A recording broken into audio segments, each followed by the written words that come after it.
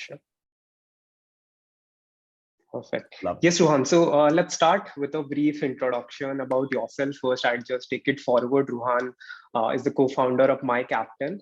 They have bootstrapped a multi-million-dollar giant in the edtech space.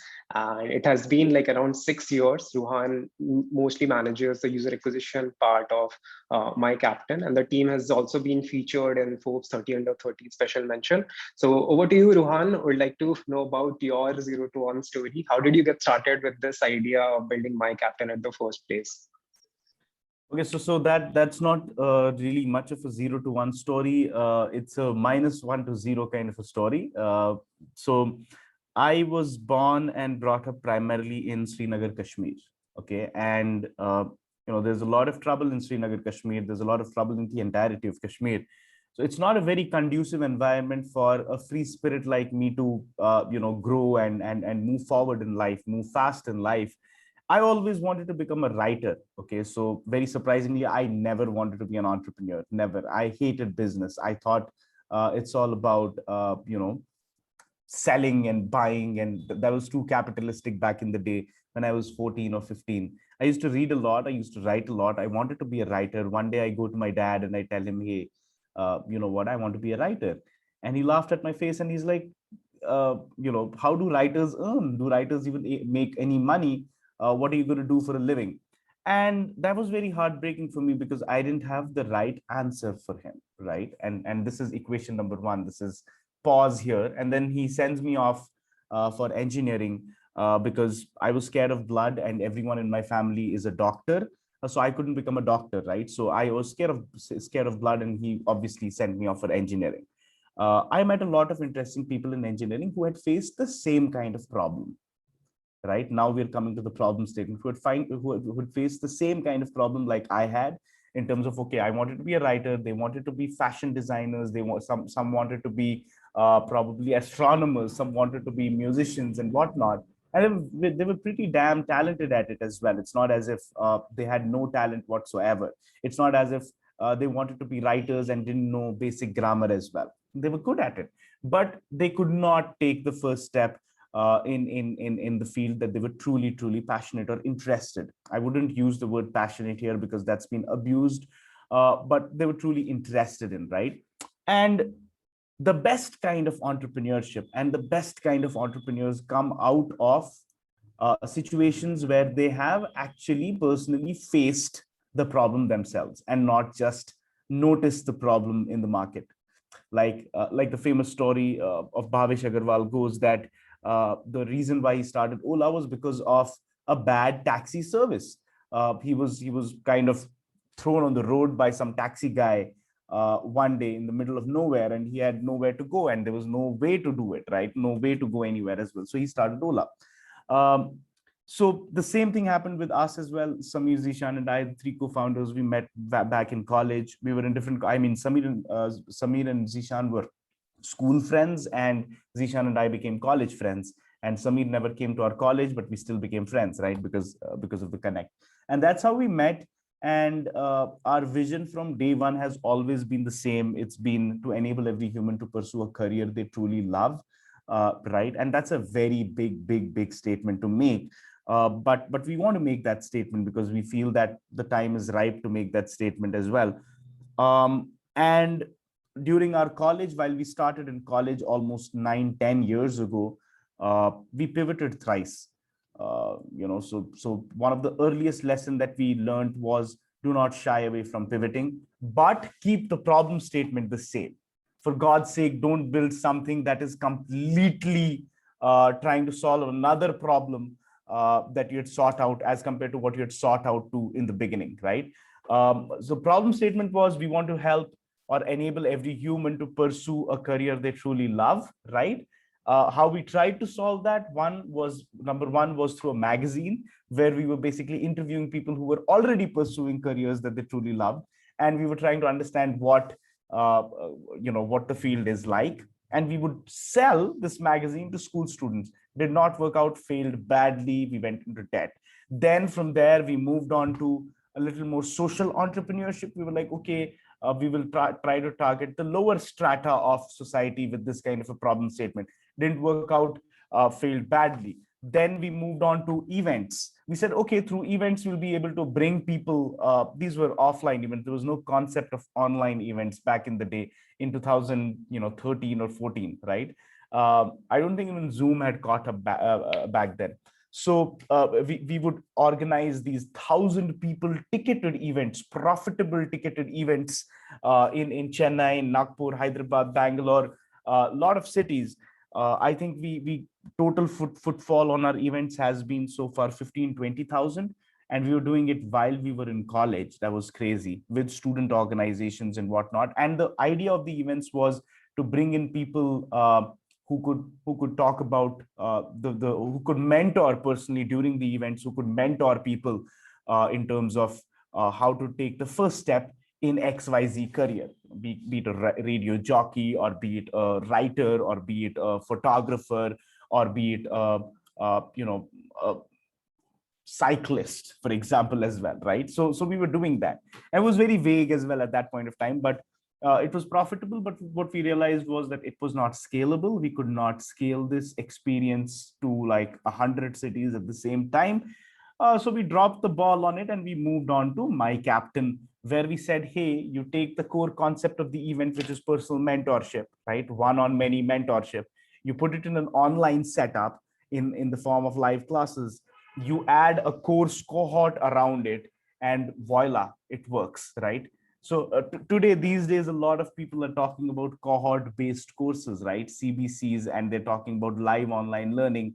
My Captain has been the pioneer for cohort-based courses since 2015, and we brought in live classes while learning 2016, not during the pandemic. That is there's a reason. That is the reason why our net promoter score or our ratings have been, industry leading at 67 or 69, right? So we can talk about that later. But yeah, that's how we started, and that's what the primary motivation was. In the earliest days in 2016, when we were incubated at IIM Bangalore, we got incubated at NSR Cell, NS Raghavan Center for Entrepreneurship and Learning, which is the official incubation center for IIM Bangalore. We incubated there. And the early days were really hard. Samir, Zishan, and I had just graduated from college, and we decided that, hey, we are going to pay ourselves 12,000 rupees each as a salary, because the company wasn't making a lot of revenue at that point of time. And it was really hard to convince parents, as well, as some of you student entrepreneurs or people who have already taken that leap would know. And 12,000 rupees, your rent is 6,000 to 7,000 rupees, and then you're left with 100 rupee or 50 rupee budget or 80 rupee budget in the day, which is for your for food and travel probably. So things were really hard at that point of time, but we were only 21 years old. I was 21 years old, 21 years old at that point of time. And it becomes easier for younger people to take that kind of risk and to have that kind of appetite for hustle, because you have nothing to lose.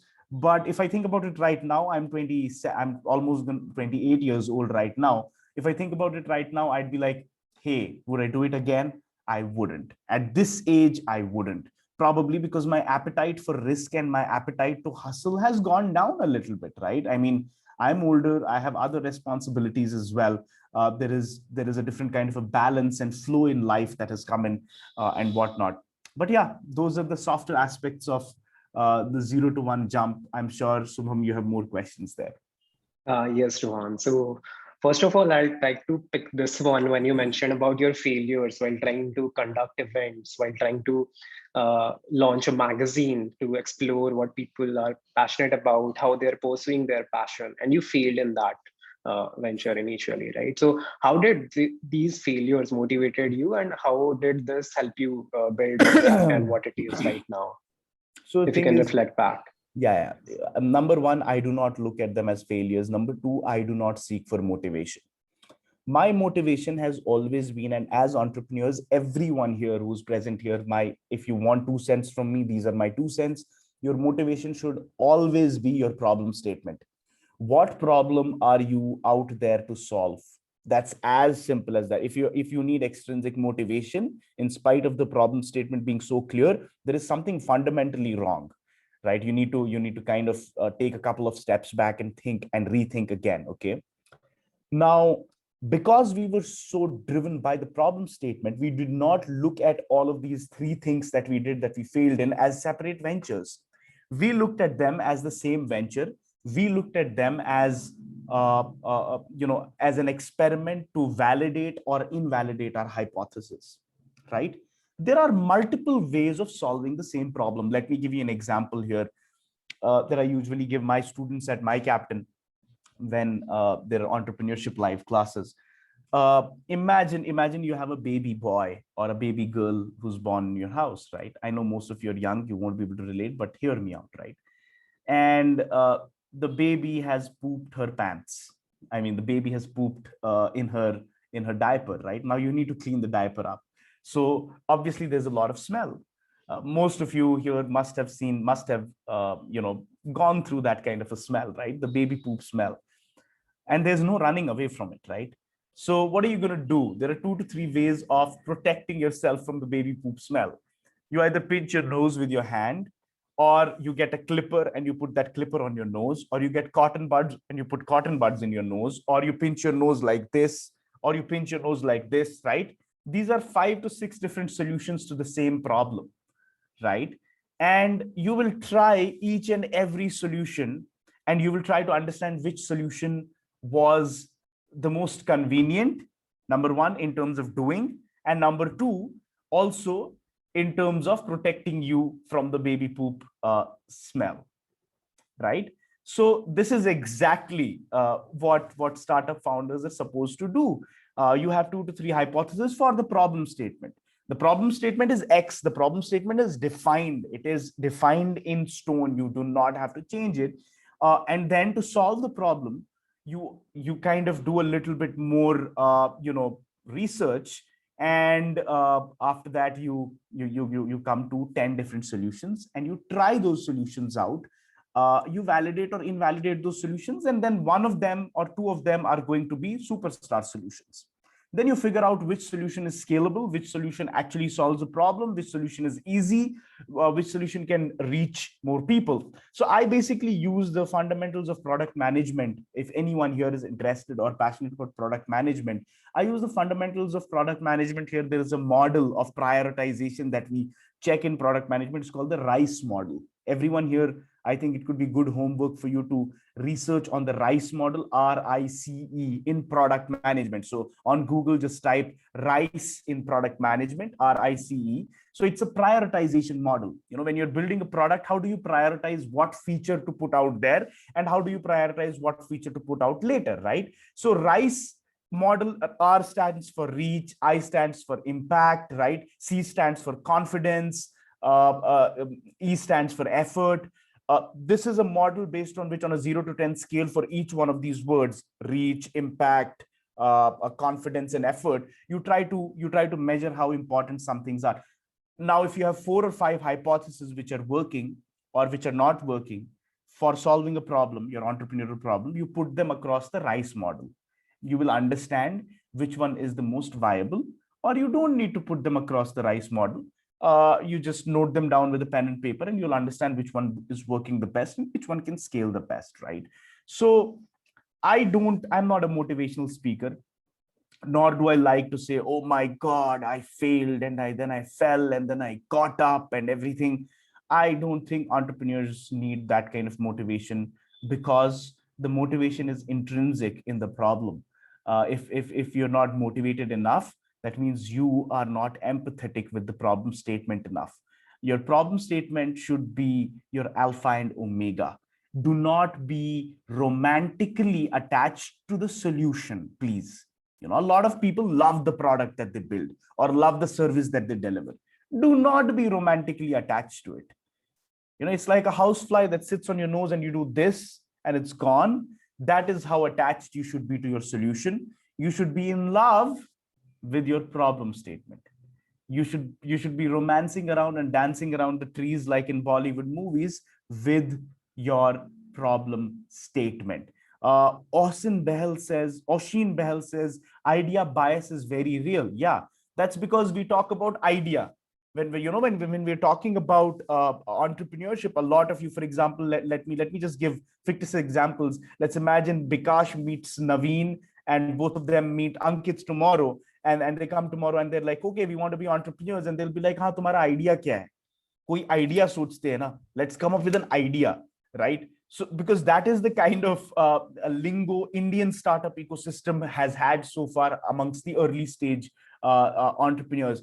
Please dismiss that lingo immediately. Idea kuch nahi hota hai. There is nothing like an idea in the first stage, in the first part. Whoever, be it Robin Sharma or be it whatever entrepreneur out there who's writing your 0 to 1 books and whatever, is trying to sell you the fact that, okay, you need to have an idea or you need to generate an idea. Ideas don't come out of thin air. Ideas are driven by the problem statement. So rather than even focusing on the word idea, screw it, move forward and be like, what is the problem that you're trying to solve? So next time when Bikash meets Dinesh, meets Ankit, meets Megan, what they're going to say is, what is the problem that you're trying to solve as an entrepreneur? Number one, that's more conducive. It's more intellectual. Number two, there's no bias. The problem is the problem. The problem is lived experience. The problem is a problem through lived experience, right? So you can never, I think someone has unmuted themselves and I can hear background music. Arun Kumar. Great. Thank you, Arun, for muting yourself. But yeah, that was the point that I made. Subham says problem statements are so underrated. That's like coronavirus. I mean, problem statements being underrated is the shittiest thing that can happen in entrepreneurship. Problem statements are what drives entrepreneurship. You are an entrepreneur, you're solving problems. Tell me, what problem are you trying to solve, right? So whenever you're pitching as well, the first thing that you put out there is, there are 100 million people in India, blah, blah, blah, blah, blah, who are facing this problem, right? It gives us an understanding of how big the market size is and at the same time, how big the problem is, right? So that's something, that's my advice and my 2 cents. I hope I was able to add some value with that conversation there. Yeah, Subham.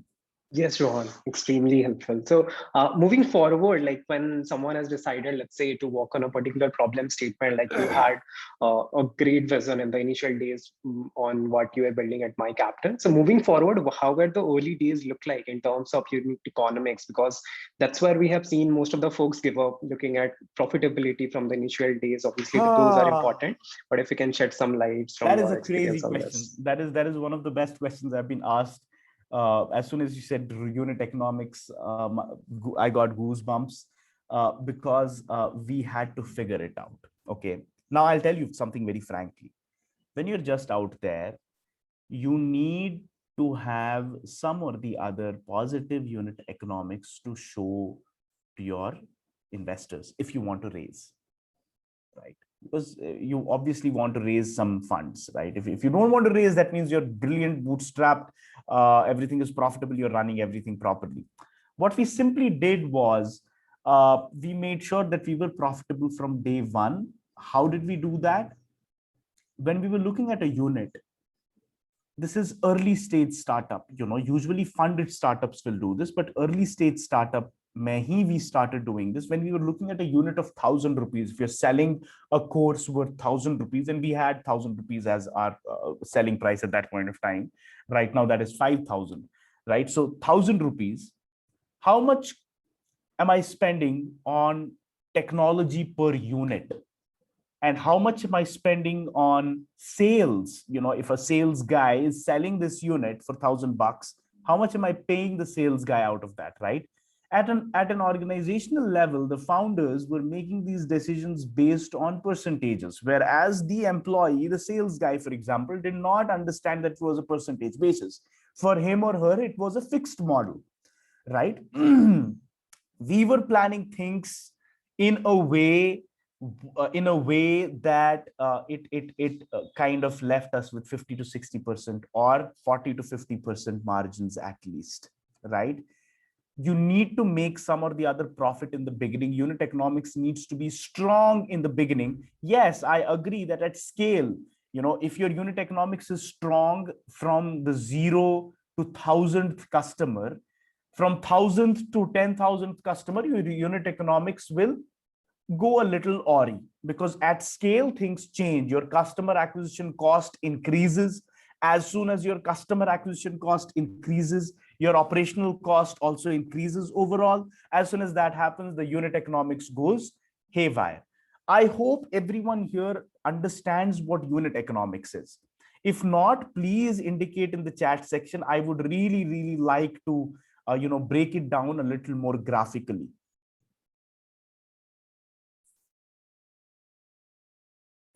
You do that, like, it would be great, you will get a better picture. Okay, lovely, not a problem at all. So what is unit economics? Can you give me Shubham, can you give me access to the whiteboard? I mean, you have disabled screen sharing for me. If you can enable screen sharing for me, I will just break it down quickly. Sure, Rohan. I'm just, yeah, you should be able to share your screen. Lovely. Thank you so much. Thank you. Okay, there you go. Okay, so we will just simply, okay, let's imagine this is 100% of the unit that you've sold. Can in the chat section someone give me a prompt of a product that they're selling probably and the price that they're selling at? Product that they're selling and the price that they're selling at? Anything, come on, fast. An IoT device to measure the volume of waste. Oh my God. Okay, that's even that's a little hard. Let us say Aman at Hello Santa, I mean, is saying artwork at price 1200, right? Okay, let's say artwork at price 1200, right? So the total price is how much? It is, sorry for my bad handwriting, guys, but I can't shift between text and draw that fast. So it's 1200, right? Now, obviously, this guy who's selling the art, he bought the art from, either bought the art or has a partnership, but let us assume in this particular case, he bought the artwork from the original artist at an X amount, right? Now, let us assume that that X amount is 800 bucks, right? So this part of the pie is already gone. 800 bucks is gone. What is he left with? What is he left with? 400 bucks, right? So now out of that 400 bucks, he probably spent a little bit on online advertising. Let's assume he's an affiliate art seller and he spent 100 bucks on online advertising. Now 900 bucks are gone, right? This is a unit, right? I'm talking about the economics within the unit. Within one singular unit, you break it down to the minutiae. What is he left with? He's left with 300 rupees, right? 300. Now, because it's 800 plus 100, 900 is gone. 1200 total unit ka price tha. 1200 minus 900 is 300. Now, obviously, there's logistics cost, right? Because this guy will be sending the artwork via Dunzo, say, for example, or via courier or whatever, right? Now, let's assume that that costs 200 rupees more. What does this mean? We are at 900 plus 200, 1100.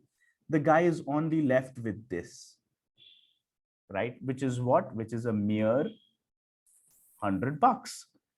On a unit, the economics is so bad that he's only left with 100 bucks. Do you think this is going to be scalable? Do you think this is going to be scalable? This is not going to be scalable. This guy is going down. There's no doubt about it. Okay. So what you can simply do is to make this better, if you say that your customer acquisition cost is still going to be 100, is still going to remain 100 here, right? 100. This was customer acquisition cost. And if you say your delivery cost is still going to be 200 only, great. So you've got two constants within. Why don't you just increase, and your art is you're going to buy the art at 800 bucks from the artist, from the original artist, then why don't you just increase the price from 1200 rupees to 2000 rupees? Because if you do that, if you increase the price to 2000, now your unit economics is looking better. You know, if you are into that kind of lingo, then you can say your margin is looking better, but on a unit, not on total sale. You get it? Sometimes if you're running a restaurant, you'll be like, hey, you know what, this much raw material I got and this much I got, etc., etc., etc. And then at the end of the month, after paying rent and everything, I was left with this much, right? Good monthly margin to look at. But we do not look at it that way. We look at it from a purely unit economics point of view, which is one singular unit. If there's one singular unit, you make a pie chart, of that unit, and you distribute cost into multiple things that you're spending money on, be it customer acquisition cost, be it internal cost, some other cost, etc., etc., etc. Right? There are Advocate Kunal Chopra says, can you address the money in rupee? Bucks are intended for dollar. I am sorry. I mean, I'm sorry about that, but it might happen again. I'm sorry, it might happen again. Yakrutit had asked for a coffee at $100 kind of a situation. Got it. I think I've already answered that. Shobit Mangla has said, may it be there a problem statement or not, one should know how to get customer and who the users are and will be there in their business. I mean, see, the thing is, unless and until you don't know what the problem statement is and who the problem statement is for, sorry, you will not be able to acquire customers. You need to know. You cannot acquire. I mean, you might create a product called something like petrol flavored juice, right? But are you solving a problem for someone by coming up with a product called petrol flavored juice? Who's going to buy it, right? So unless and until you don't know the problem statement, you do not know the customer persona. And if you don't know the customer persona, you don't know the channels to acquire them. If you don't know the channels to acquire them, you don't know the mechanisms to acquire them. Okay. Rati says, sir, please speed slow because I'm making notes. I'm so sorry. If you talk about ideas with people or customers, instead of asking and listening about their problem, it's leading to confirmation bias that your idea is the next big thing. Yeah, you're right. Yakrutik. Off to Subham again. Great. Thank you, Rohan, for giving us a pictorial view of unit economics. So moving forward, I think there's a lot of Abhishek was questions. asking. Subham, there is a lot of questions. If we can note them down, I'd really, really be happy to answer them. Sure, definitely.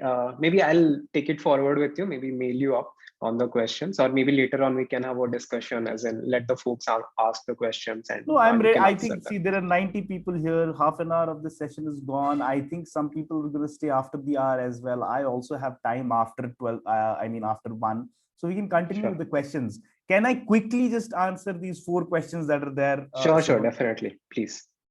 Oshin says, but unfortunately, the low cost of a unit itself might be driving customers, right? So how do you account for that? So Oshin, it's a very simple situation, okay? Now, the ease you will feel to acquire a customer for a 1,200 rupee product will be lesser, right? It will be easier. It will be easier for you to acquire a customer for a 1,200 rupee product versus you acquiring a customer for a 2,000 rupee product. Everyone agrees with that, right?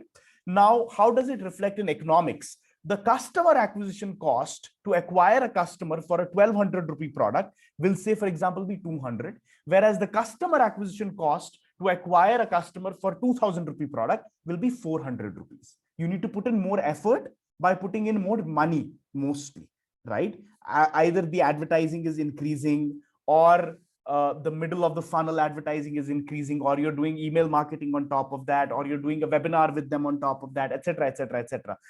It's all about customer acquisition cost, Oshin. If you're ready to, if you say that currently my product sells at 1,200, but I want to, and the customer acquisition cost is 200, but I want to take the product to 2,400 rupees in terms of selling price, and I think that the customer acquisition cost will go from 200 to only 300. It's good, right? Because at 200 rupee customer acquisition cost, you were getting a 1,200 rupee sale, which is a 6x return, right? Whereas right now at 300 rupees customer acquisition cost, you're getting a 2,400 rupee sale, which is an 8x return. Do you get it? You need to look at the unit economics and play around with it and figure out what pricing model works the best. Arjun says, what if the partner with delivery company to, what if we partner with delivery company to reduce the cost of delivery? Great, do it. It makes your customer acquisition, it makes your unit economics look better. Abhishek says, should we factor competitor in unit economics in situations where competitors are present? The only impact your competitor will have on your unit economics is going to be the customer acquisition cost. Imagine Arjun Agarwal here has a product that he's advertising on online, right? He's advertising a hell about his product online. And then there is Tarun, who has the exact same product.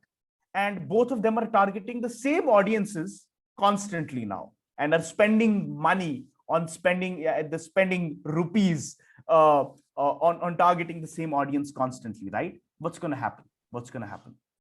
If previously Arjun was targeting 1,000 people and he was reaping the benefits of it, now 2 people are targeting those 1,000 people, right?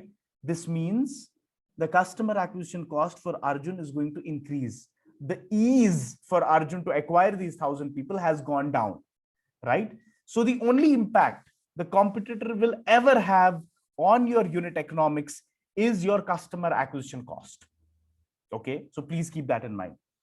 Abhishek, that was for you. Happy Verma says, sir, please also share your views on pricing the product initially, like what points one should keep in mind. Number 1, competitor analysis.